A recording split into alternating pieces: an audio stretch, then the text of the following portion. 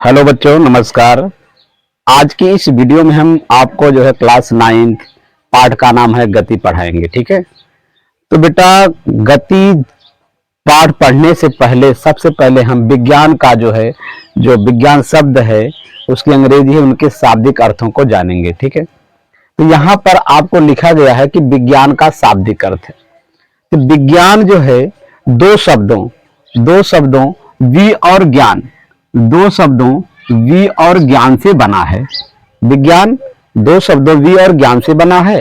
तो इन दो शब्दों वी और ज्ञान का कुछ न कुछ अर्थ है। ठीक है, तो यहां पर हम देखते हैं कि वी का अर्थ होता है विशेष। वी का अर्थ क्या होता है? विशेष। और ज्ञान का अर्थ होता है जानना। ज्ञान का अर्थ होता है जानना। वी का अर्थ होता है विशेष और ज्ञान का अर्थ होता है जानना। अर्थात किसी भी वस्तु के बारे में विशेष जानना ही विज्ञान कहलाता है। ठीक है, तो विज्ञान जो शब्द है उसकी अंग्रेजी होती है साइंस। उसकी अंग्रेजी क्या होती है? साइंस। साइंस शब्द का शाब्दिक अर्थ क्या हो सकता है? तो साइंस शब्द की व्युत्पत्ति लैटिन भाषा के सिंटिया से हुई है। सिंटिया की स्पेलिंग होती है SCIENTIA, सिंटिया।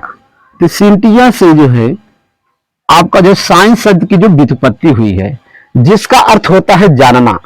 अंग्रेजी में हम कहते हैं टू नो, जानना।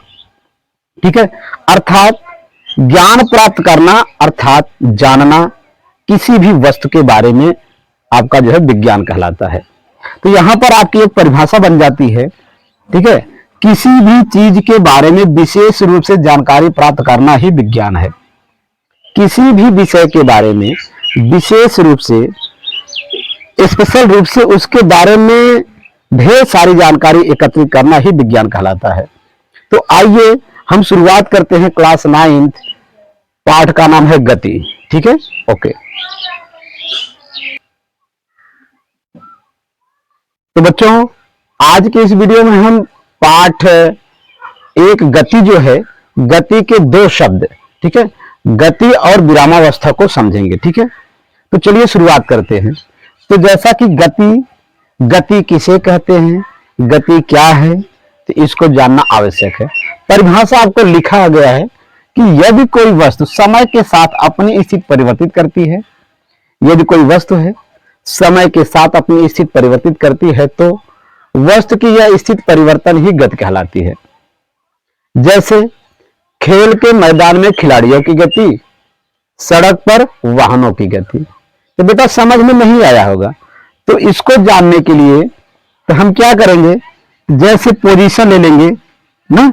जैसे ये कोई एक स्थान है, ठीक है, ये स्थान है ए। ठीक है, तो यहां पर कोई बंदा जो है खड़ा है। कोई भी वस्तु ले लीजिए आप, तो वस्तु की स्थिति यहां पर है। ठीक है, और समय बदलता गया। जैसे 2 सेकंड के बाद, 2 सेकंड के बाद वस्तु की स्थिति यहां हो गई। ठीक है, 2 सेकंड के बाद यहां ए से बी उसकी वस्तु की स्थिति हो गई। फिर अगले 1 सेकंड में हमने देखा कि 1 सेकंड में देखा ओ सी स्थान पर पहुंच गया। अर्थात समय बदल रहा है और वस्तु की स्थिति भी जो है बदल रही है। तो हम कह सकते हैं कि जो वस्तु है वो गति कर रही है। तो गति क्या है? यदि कोई वस्तु समय के साथ अपनी स्थिति परिवर्तित करती है तो वस्तु की यह स्थिति परिवर्तन ही गति कहलाती है। ठीक है, वस्तु की यह स्थिति परिवर्तन ही गति कहलाते हैं। एग्जाम्पल में आपको बताया गया कि खेल के मैदान में खिलाड़ियों की गति। दूसरा बताया गया सड़क पर वाहनों की गति। ठीक है, तो यहां पर जो सड़क पर वाहनों की गति है, तो हम सड़क पर वाहनों की गति को समझेंगे। ठीक है, अगर ये आपका सड़क है, ठीक है, एक स्थान ये है, दूसरा स्थान ये है, तीसरा स्थान है, ऐसे स्थान ए बी सी।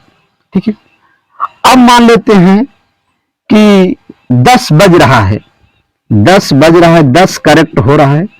10 बजे की कोई वाहन है जो रोड पर चल रही है। ठीक है, तो उसकी स्थिति यहां पर है 10 करेक्ट पर।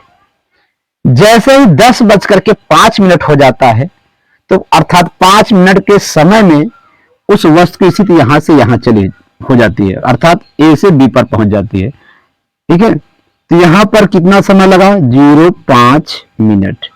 5 मिनट के अंदर तो हमने देखा कि समय 5 मिनट बदल गया, मतलब समय बदला, समय में परिवर्तन हुआ और वस्तु की स्थिति में भी परिवर्तन हुआ। फिर अगले 5 मिनट में हमने देखा 5 मिनट में हमने देखा कि वस्तु जो है बी से सी पहुंच गई, अर्थात 10 मिनट में वह ए से, पहले 5 मिनट में ए से बी गई, फिर अगले 5 मिनट में बी से सी गई, अर्थात समय बदल रहा है और वस्तु की स्थिति भी बदल रही है। ठीक है, तो हम कह सकते हैं कि वस्तु जो है गति कर रही है। उसकी अवस्था कैसी है? गति की अवस्था है। ठीक है, तो परिभाषा आप लोग याद कर सकते हैं, बहुत सीधा सीधा परिभाषा है।